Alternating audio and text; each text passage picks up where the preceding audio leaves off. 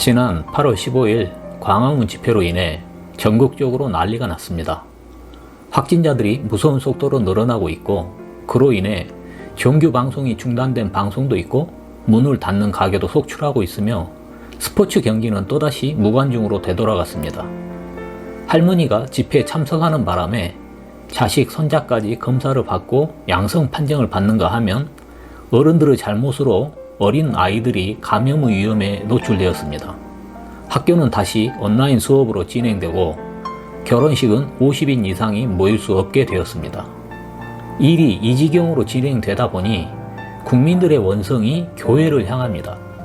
그러자 개신교 교회들이 하나둘씩 정광훈 사랑제일교회와 우리는 다르다고 주장하다가 그런 개소리가 안 통하는 것 같자 이제서야 반성한다면서 쇼를 합니다. 한 개신교인은 청와대 국민청원 홈페이지에 국민들께 죄송합니다. 저는 기독교인입니다. 라는 청원을 게시했다고 합니다. 저는 이 말을 하고 싶습니다. 당신들과 정광훈은 전혀 다르지 않아요. 당신들 교회와 사랑제일교회는 다르지 않습니다. 정광훈 교회도 대한예수교 장로회입니다. 저는 이 지점에서 한국 교회에 대해 몇 마디 말씀드리고 싶습니다. 교회에 가면 십계명을 배우게 됩니다. 영화 모세에서도 십계명을 받는 장면이 나오죠. 그만큼 교회에서는 중요한 십계명입니다.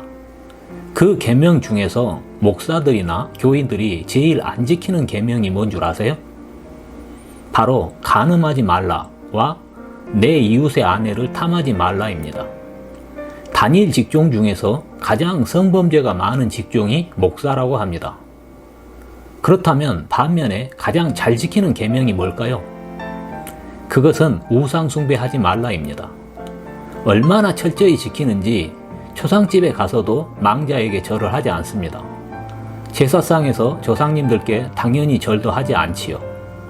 이런 것들을 모두 우상 숭배로 규정했기 때문에 교인들은 절대로 절하지 않습니다. 그러면 한국교회는 항상 우상 숭배를 하지 않았던 걸까요? 아닙니다. 일제강점기 시절에 신사참배를 잘 해서 살아남은 교회가 오늘날까지 이어지는 것입니다. 그때 신사참배를 거부했던 교회와 목사, 교인들은 일본의 박해를 받고 모두 사라졌습니다.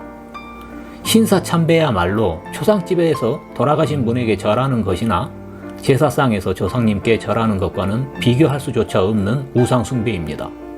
한국교회도 이 점을 잘 알고 있습니다. 그들의 생존 비결이 바로 친일이었다는 것을 말입니다. 그래서 한국교회는 그들과 친일의 측면에서 공범 관계인 토외 정치 집단과 죽이 잘 맞는 것입니다. 생각해 보세요.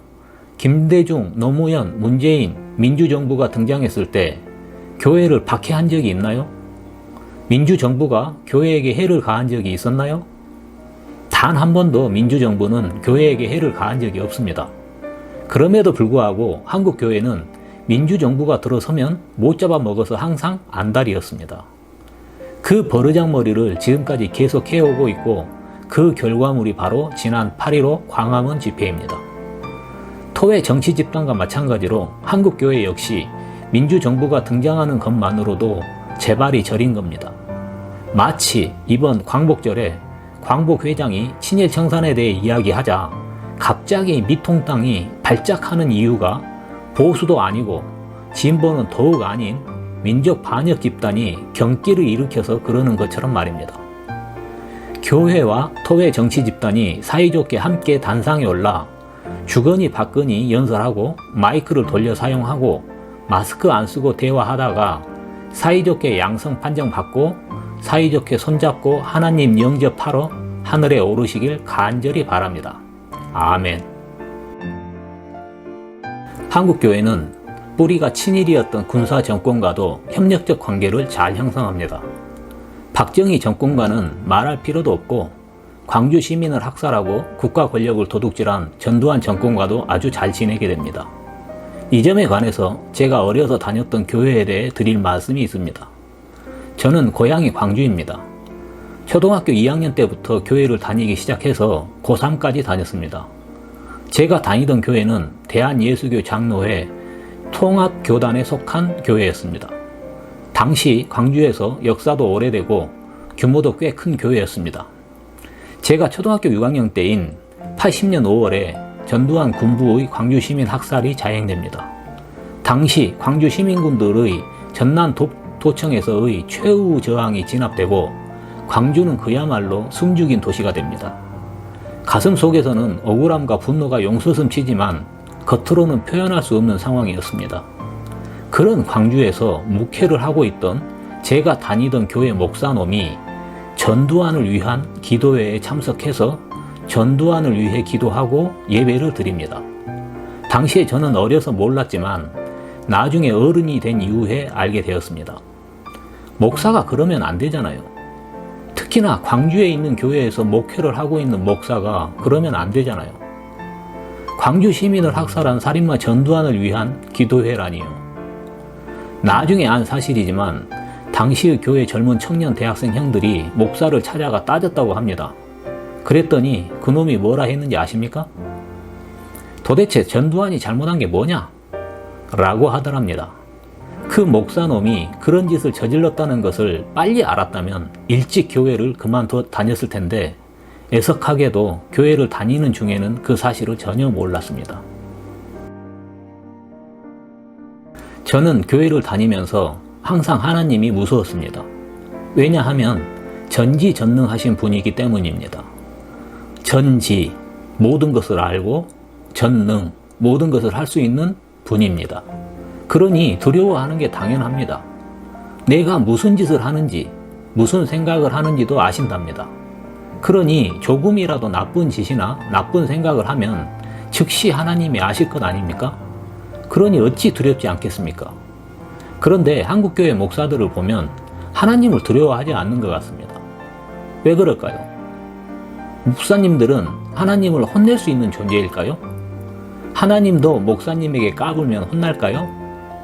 그럴지도 모릅니다.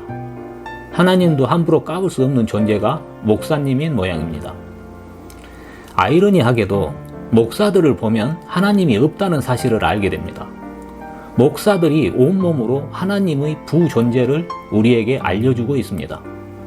그래서 저는 고3 이후로 교회에 다니지 않고 있지만 이제 하나님이 두렵지 않습니다. 하나님이 없다고 생각하기 때문입니다. 왜 하나님이 없다고 생각하냐고 누군가 내게 묻는다면 저는 이렇게 답하겠습니다. 고개를 들어 저 목사를 보아라 라고 말입니다. 이번 8.15 집회를 기점으로 우리 국민들이 교회와 교인을 바라보는 눈이 달라질 것 같습니다. 공동체의 안녕에는 전혀 신경 쓰지 않는 내란 선동 세력이라고 평가할 수도 있습니다. 그런 의도는 아니었다고 변명하더라도 진행되는 상황은 내란과 다름없습니다. 전염병을 퍼뜨려 국민의 건강을 해치고 국가 경제를 박살내서 정권을 전복시키고자 하는 의도라고 판단할 만합니다. 한국교회가 진짜 반성한다면 교회 소모임을 금지시켰다고 지랄 발광하는 예전의 모습을 다시 보여줘서는 안 됩니다. 그리고 방역당국의 지시에 적극 협조하기 바랍니다. 하지만 개인적으로 큰 기대는 하지 않습니다. 예상컨대 상황이 좀 잠잠해지면 교회는 또다시 토의 정치 집단과 결탁해 민주정부를 무너뜨리기 위해 무슨 짓이든 할 것이라고 봅니다. 앞으로의 싸움은 민족 반역 세력과 국민과의 싸움이 될 것입니다.